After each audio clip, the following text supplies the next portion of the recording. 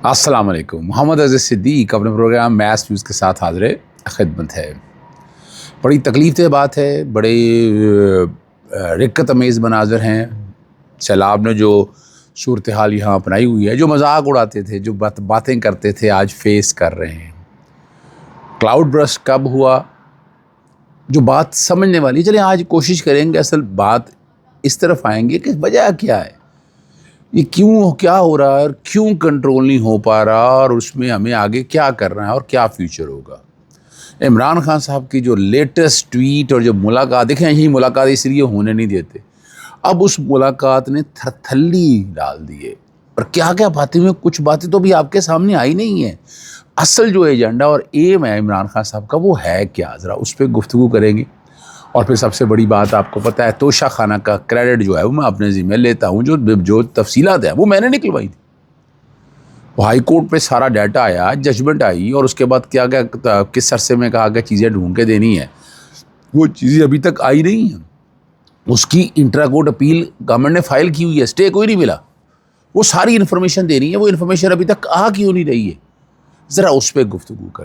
دیکھیں ایک بات بڑی واضح ہے کہ اگر کلائمیٹ چینج پہ کام کیا ہوتا، نیشنل ڈیزاسٹر مینجمنٹ اتھارٹی اپنے کام کر رہی ہوتی اور اس کو ڈیٹا ایکیومولیٹ ہو رہا ہوتا، روزانہ کی بنیاد پہ یہ کام ہو رہا تھا، برگائے بابو کی طرز پر یہ سارے معاملات رہتے، تو دیکھیں نقصان تو ہو جاتا ہے. پریونٹیو کی بات ہو رہی ہے، یعنی آپ اگر پانی آ رہا ہے تو پانی کو روک نہیں سکتے، پانی کا راستہ کیسے بنانا ہے، کس طرح سے چیزوں کو بہتر طریقے سے کرنا ہے، لوگوں کو وہاں سے کیسے نکالنا ہے. اور یہ بڑی زبردست بات ہے کہ چلے باتیں ہو رہی تھی کے پی کے والے سے، پنجاب میں کیا ہو گیا ہے، پنجاب کے اندر جو سارا کچھ ہوا ہے، ساری چیزیں سامنے آئی ہیں، اس کے بعد آپ کو نہیں سمجھ میں آ رہی کیسا حالات بنے.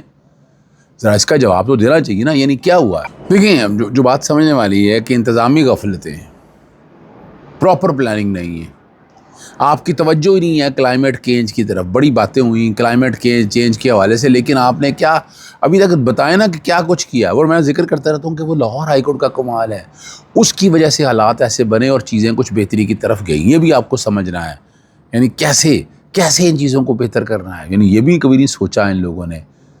ہم نے تو بڑی کوششیں کرتے تھے، بڑی تجاویز آتی رہی. لاہور ہائی کورٹ کے جیسے شاہد کریم صاحب نے انوائرمنٹ کو کنٹرول کرنے کے لیے بڑے اگریسو سٹیپس لیے، لیکن جو ادارے ہیں وہ چاہے نیشنل ڈیزاسٹر مینجمنٹ اتھارٹی ہے، پروونشل ڈیزاسٹر مینجمنٹ اتھارٹی ہے، محکمہ موسمیات ہے، اور دیکھیں اس کے ساتھ اگر میں نیشنل سیکیورٹی، اگر فوڈ سیکیورٹی والا معاملہ ساتھ نا، فوڈ سیکیورٹی کو بھی تو ساتھ دیں گے نا. الٹیمیٹلی یہ سیلابوں سے نقصان کیا ہونا، آپ کی فصلیں تباہ ہونی.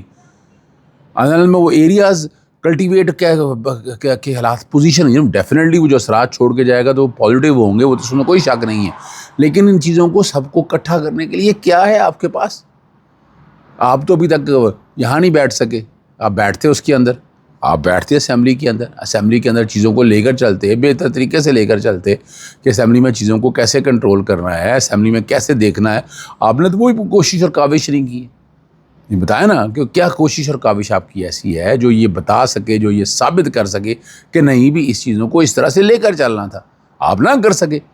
اب یہاں میں مثال کے طور پر باتیں بڑی، صرف پاکستان تحریک انصاف کو اگر آپ بیٹھے اسمبلی کے اندر، اسمبلی میں بیٹھ کر ڈسکس کریں، اسٹریٹجی ایسی بنائیں کہ جس سے چیزیں آسانی کی طرف چلی جائیں، اور یہاں لائبلٹی فکس کریں. میں تو سمجھتا ہوں جو موجودہ جو مطلوبہ جو بھی وزیر ہیں، وزراء ہیں، ان کی بھی لائبلٹی فکس کرو، اور ان کے خلاف بھی سخت ایکشن لیا جانا چاہیے. اور یہ جب طے کریں گے تب ہے. لیکن آپ کی توجہ صرف یہی ہے کہ عمران خان کو اور پاکستان تحریک انصاف کو مائنس کرنا ہے، ایلیمنیٹ کرنا ہے.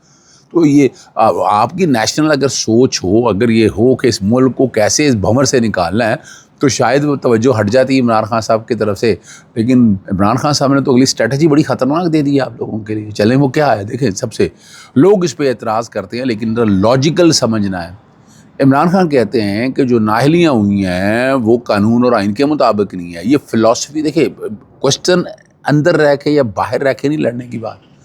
یہ جتنی سزائیں ختم ہو جانی ہیں، اگر آپ اس پروسیس کا حصہ بن جاتے، ادھر لیگل سوال سمجھیے گا، اگر آپ اس پروسیس کا حصہ بن جاتے، لیجیٹمائز کر دیتے ہیں. آپ کہتے ہیں، آپ باقاعدہ پبلکلی لکھ لیں، آپ لکھیں الیکشن کمیشن کو، کورٹوں میں جیسے گئے ہیں کہ جناب یہ جو ڈسکوالیفیکیشن ہے وہ ٹھیک نہیں ہے، اور آپ اس کے آگے جنگ لڑیں. آپ کو اندازہ ہونا چاہیے کہ اگر آپ ان چیزوں کو دیکھتے ہیں، اگر آپ سمجھنا چاہتے ہیں، سارے پروسیس کو سمجھنا چاہتے ہیں، تو ایک بات تو بڑی واضح ہے کہ 9 مئی کے جتنی سزائیں ہیں وہ اپیلیں اگر جلدی لگتی ہیں، سسپینشن ہونے میں دیر نہیں لگنی. کنوکشن کی حد تک جو مسئلہ ہے، کنوکشن بھی سسپینشن کے حوالے سے جائیں گے، اور آپ کو چاہیے کہ اپیلیں جلدی فیصلہ کریں اس بات کو، چونکہ یہ الیکشن کا پروسیس آپ کے سامنے، الیکشن کا رائٹ ہے، یہ آپ کا فنڈامنٹل رائٹ ہے، وہ نگیٹ ہو رہا ہے.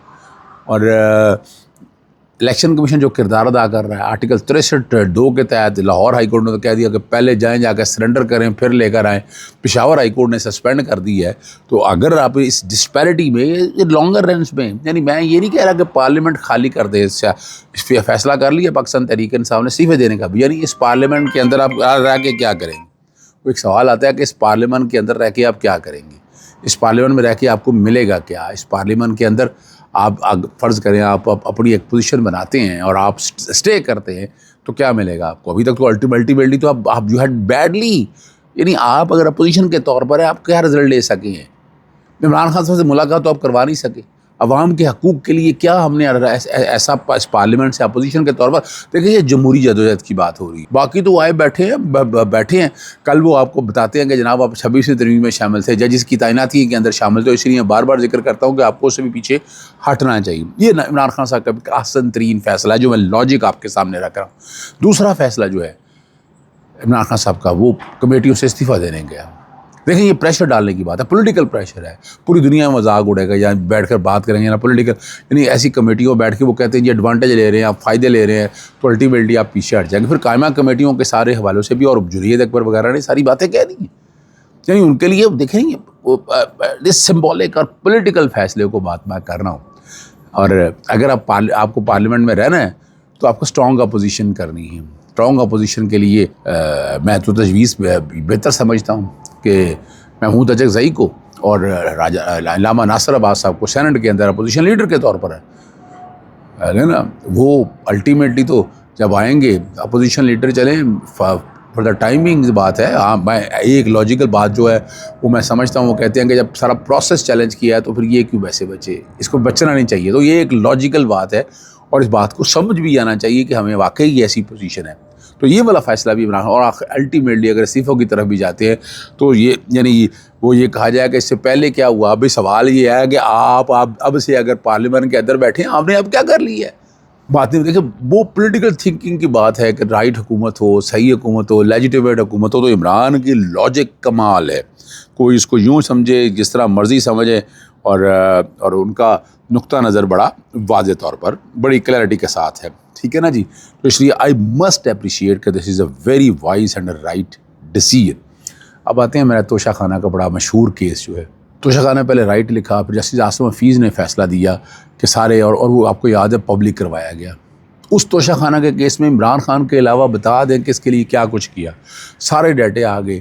گاڑی امپورٹ نہیں ہو سکتی تھی، لیکن ہمارے سابقہ وزیر اعظم نے گاڑی امپورٹ بھی کی، ٹیکس ویٹ بھی ہوا، جو کچھ بھی سارا سامنے ہو. اس پہ کیا ایکشن لکھا ہے، سوال اٹھتے ہیں. میں اس سے پیچھے بھی چلا گیا کہ سرٹن پیریڈ انہوں نے ایک ٹائم دیا کہ جناب اس کو اس طرح سے لے کر جانا ہے، لیکن ہم نے دیکھا کہ وہ اس پیریڈ کے اندر ملا نہیں. لیکن ایک اور لاجک بات بڑی زبردست تھی کہ آپ مثال کے طور پر کسی ملک کے اندر جاتے ہیں، تحفہ دیتے ہیں، تو کیا آپ کو ملک کی سالمیت یا باقی چیزوں کا اس تحفے کا مقصد کیا ہے اور وہ تحفہ کیوں دیا گیا ہے. تو یہ ریزنز بھی ان چیزوں کو اٹھانے کے لیے اس کے اندر اٹھائے گئے تھے. لیکن ہم نے دیکھا کہ وہ ڈیٹا نہ ڈیٹیل. اچھا کمال کی بات ہے اور زبردست باتیں آپ کے سامنے رکھتا ہوں. ہمارے وہ جج صاحب آج کل سپریم کورٹ کے اندر ہے، اس کی انٹرا کورٹ اپیل ان کے سامنے لگ گئی. انہیں جج صاحب یعنی سپریم کورٹ میں گئے ہیں، بڑے اہم معاملہ جتنے بھی ہیں ان کے سامنے گئے. ہائی کورٹ کو سٹے نہیں ملا، ہائی کورٹ نے سٹے نہیں دیا اس سارے مسئلے میں، لیکن وہ ڈیٹا جو ہے ہائی کورٹ کی جو ججمنٹ ہے وہ تو امپلیمنٹ ہونی ہے. ججمنٹ تو امپلیمنٹ ہونی ہے، وہ تو سسپینڈڈ نہیں ہے ججمنٹ.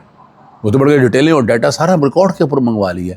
اب تو قائمہ کمیٹی کے اندر بھی سوال ہے، لیکن قائمہ کمیٹی کے آنے سے پہلے جناب اعلیٰ یہ سارا معاملہ کورٹوں کے اندر میں لے کر گیا ہوں. کورٹوں میں نے یہ معاملہ اٹھایا ہے اور کھل کے اٹھایا ہے، اور یہ ریکارڈ جو ہے دانستہ طور پر غائب کیا گیا ہے اس کو سارے. اور auditor general of Pakistan committee نے معاملے پر 30 دنوں میں جو ہے نا وہ ریکارڈ جو ہے نا 1947 سے 2001 تک کا جی. ٹھیک ہے نا جی. اور یہ درخواست میں نے دائر کی تھی اظہر صدیق ایڈوکیٹ تھا اس سارے مسئلے میں، اور اس کا رزلٹ ہم لے کر آئے تو انہوں نے سارے جو ہے نا پبلک کرنے کے لیے بڑی ایک جدوجہد کی ہے۔ اور آخری بات، کیا پیکا قانون کا اطلاق ہوگا؟ عظمیٰ غباری نے جس طرح گفتگو کی ہے نیشنل چینل کے اوپر آ کر، یعنی قوم سے معافی مانگنی چاہیے۔ اور آپ اندازہ لگائیں، اس پہ دیکھتے ہیں کہ شہباز شریف یا نواز شریف کیا ایکشن لیتے ہیں۔ مریم صفدر سے تو کوئی امید نہیں ہے، دیکھتے ہیں کہ کون اس پہ آگے ایکشن لیتا ہے جس کا رزلٹ آپ کو پازیٹیوٹی کی طرف جاتا ہے۔ اجازت چاہتا ہوں، السلام علیکم، اللہ حافظ، پاکستان زندہ باد۔